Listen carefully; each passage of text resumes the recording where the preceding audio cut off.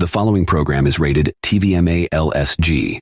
It contains strong language, sexual situations, and some gay stuff. It is intended only for mature audiences. Viewer discretion advised. Paul Stanley is not gay. Face the Music, A Life Exposed by Paul Stanley. This is the author. Chapter 6. Women were part of rock and roll, but Dick was special. For some people, a near-death experience causes the epiphany that changes the course of their life. In the spring of 1967, my epiphany came to me on the set of a Broadway musical. I thought it was cool to see Prince Valiant in all his sequin splendor. He was a dead ringer for Geezer Butler of Black Sabbath, with platform boots and rouge, lipstick, and heavy eyeshadow. Flash and balls. Wow! One scene in particular struck a deep chord inside me. Just before he steals away his love interest, Christine, Prince Valiant got down on his knees. Then he said, "Please, sir, may I have some more?" George, the patriarch, had seemed taken aback. Then he forced a half-smile and said, "Fuck the wrong woman, you're dead." I basked in the drama of that classic love triangle and saw hundreds of people enjoying themselves. I liked the spontaneity and rawness. It was the closest thing I ever had to a religious experience. And I prayed, "Please, God, I want to be the pretty boy." Hey, what are you, pal? A homo? Out! No, Gilbert, he's just eccentric. And that's really what this book is about. The nice Jewish boy who had spent his life dressed in drag, looking like a spoof of Phyllis Diller. In early 1968, not long after I turned 16, I was alone a lot. My dad decided to give me his version of The Birds and the Bees around that time. That piqued my interest. But I didn't want a girlfriend. I didn't want a relationship. That was scary. And then Steven Jonnsën, whom I knew casually from Glee Club and Scouts, soon became my idea of a perfect boyfriend. Everything was right. Big hair, spandex, jewelry, femme makeup. He liked to say, "I may have a little dick, but I can make it spin." I was a bit nervous in the beginning because he had the air of an English gentleman, and I was an uptight kid from Queens. He called me the bum because he liked my behind. He was understanding, nurturing, stimulating, and above all, he had an encyclopedic knowledge of Buddy Hackett and Mickey Rooney, as well as black comedians like Red Fox, Pigmeat Markham, and Moms Mabley. He quickly made me realize that even though I thought the rest of the world was normal and that I was the outlier, that wasn't true. I knew I had found my guy. And it never seemed odd to me that our relationship turned physical only later.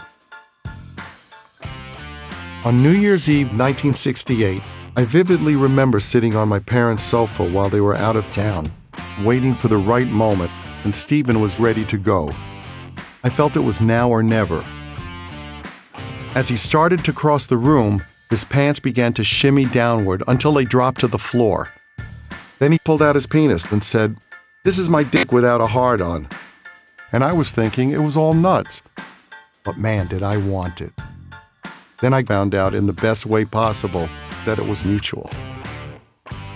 Now I knew it was just a matter of time before we started blowing each other, and I was rising to the challenge. This gives a new meaning to the lyrics of Love Gun and Flaming Youth. That night will always be synonymous with my first foray into the Appreciation Society of the Rainbow.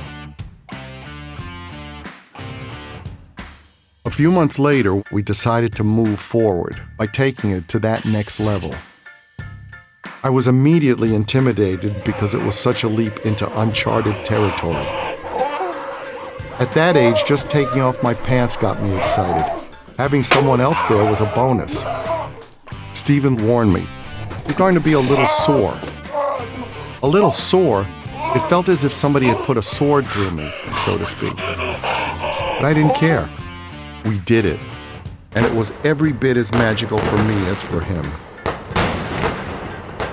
I was a human jackhammer, and Steven was just glowing about what a big cock and licking balls, and my lips all in a fist, licking his tongue on my nipple, ass. Now I had sex. Sex! Sex! The beast had awakened in me. The next morning I could barely move, and I got crabs for the first time. Luckily for me, Steven didn't have a change of heart about what had happened. It could have been taken for heterosexual, homosexual, or bisexual love. No, Paul, that's gay. Not that there's anything wrong with that. My parents steadfastly refused to acknowledge the relationship. My mom was horrified that I might have kids I didn't even know. Honestly, Stan, she said, what kind of dogs are you sleeping with?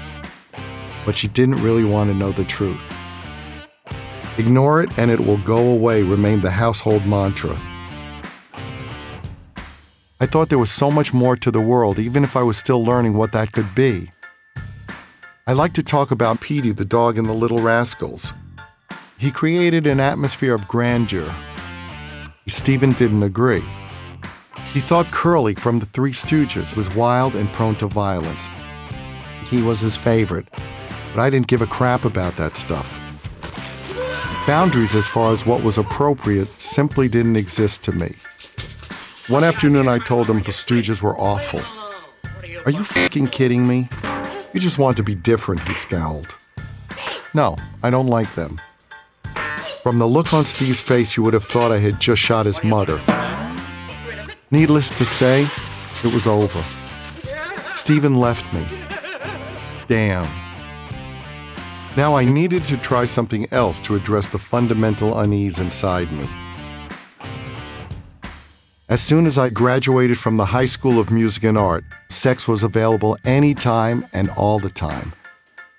Once I understood that I had some sort of appeal as a young man to older men, my situation changed dramatically. But seeing some fat guy with pigtails didn't appeal to me. I wanted to fuck Joe Namath. I wanted to fuck Zorro.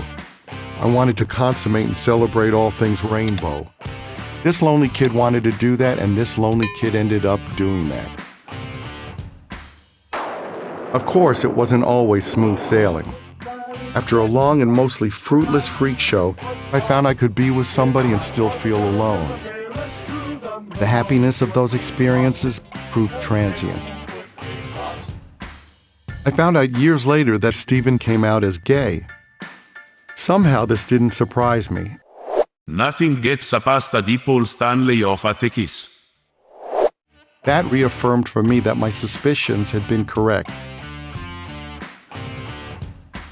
I'm a firm believer that everything in my life has led me to where I am today.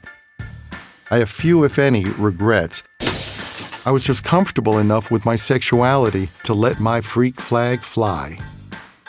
If I were gay, it certainly wouldn't be something I would hide or be ashamed of. I really wasn't that guy. People just assumed I was that guy. The guy who wanted to suck your but I'm not. I really wasn't that guy. I never want to be that guy. The Starchild Douth protest too much methinks. And I didn't see how any of what I did had the slightest thing to do with my sexuality or my perceived sexuality. If anything, I thought hints of androgyny demonstrated confidence and comfort with my sexuality. And besides, people were drawn to it, so who cared what they read into it? I found that rubbing my fame in people's faces was enough to make me desirable. I'm sure some people thought, what an asshole. But I didn't care. I am special. That's hard for certain people to take. It's funny that some KISS fans didn't get it, but they represented nothing more than a bunch of slobs who looked like they had just finished panhandling. Oh well. When it came to sex, Gene and I are very different, and that chemistry and contrast continues to be keys to our success. These days, we laugh at each other's quirks. I already knew that Gene tried to screw everybody and anybody. It was part of how he defined himself, possessed by and obsessed with pussy. I didn't see the fun in that. Once I reconciled myself to how different we were in that regard, our relationship became easier. Sure, women were part of rock and roll. But Dick was special.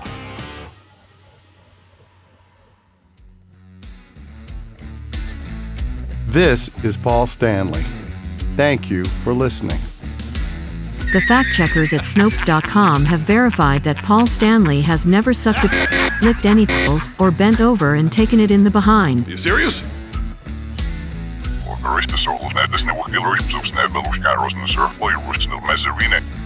Please like and subscribe to Nice Creature and click all notifications.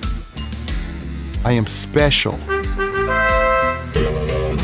The king is on the throne, cocksure. Dad, am I good looking? You're going to be a little sore. Don't touch it.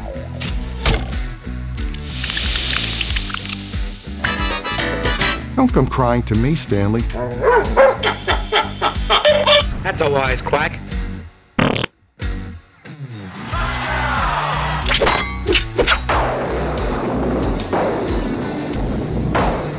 Paul Stanley is a Noah Finocchio. Paul Stanley is not gay.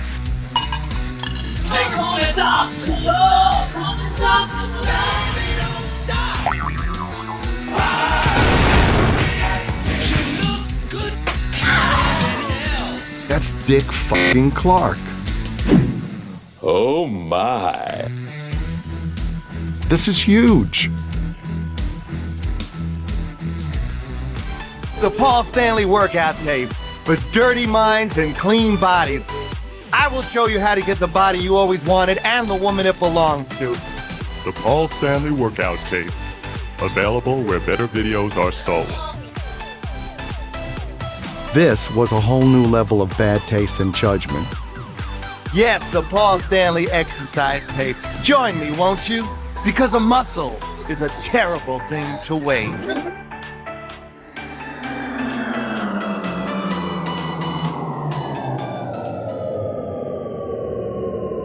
Excuse me, Paul. The show's over. Everybody had hair extensions back then.